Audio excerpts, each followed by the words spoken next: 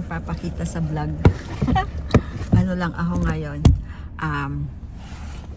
natuluto kasi wala akong mai-vlog.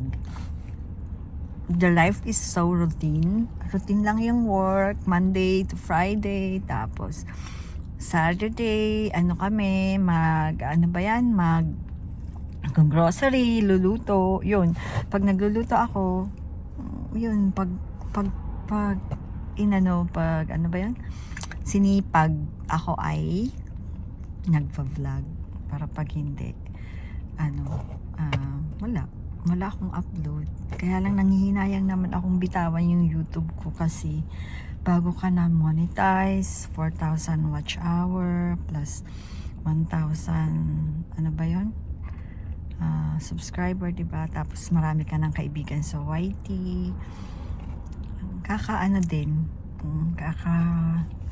Nakakapanghinayang. Nandito po ako ngayon ulit sa St. Clair kasi may order yung alaga ko. Sinundo ko siya sa school tapos diretso na kami dito.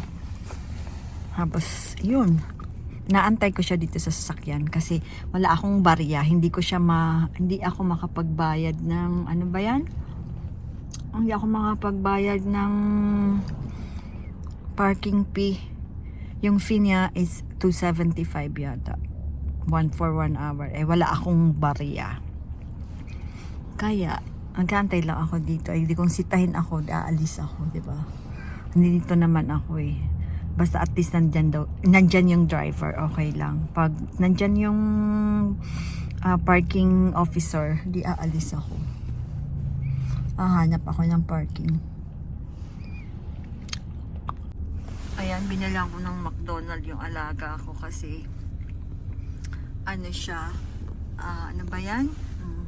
kasi para pagbalik niya diretso na siya sa school.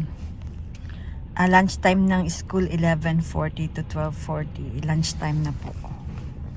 Diyan lang ako bumili sa McDonald's. Ayan ang McDonald's sa tapat. Hindi na ako bumili ng akin. Yan, Subway. Ang mahal na ngayon. $16 yung binayaran ko for just 10 nuggets. See? Biruin mo yun.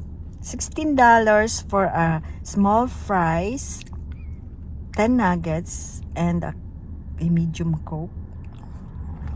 Mahal na rin. Yan. Dito lang po ako nagpapa-cute. Ay, busy Monday today. Ang daming labada, syempre. Ganun naman Wala pa siya. Siguro mga kalahating oras. Antayin ko lang. Luto! I'm making nilaga. Nilagang yung sa leg. Yan.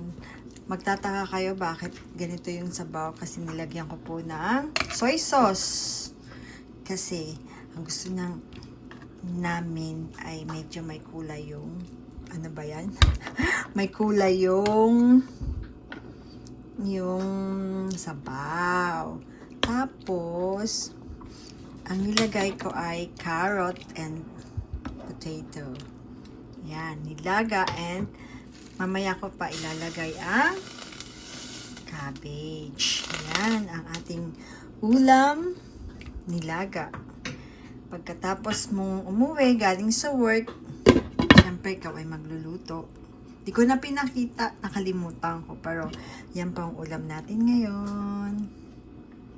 Nilaga.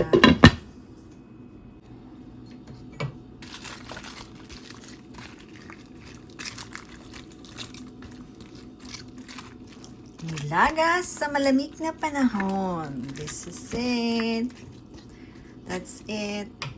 Patayin ko na po yan. Kasi maluluto na lang yung repolyo sa init ng sabaw. Yan. Bon appetit!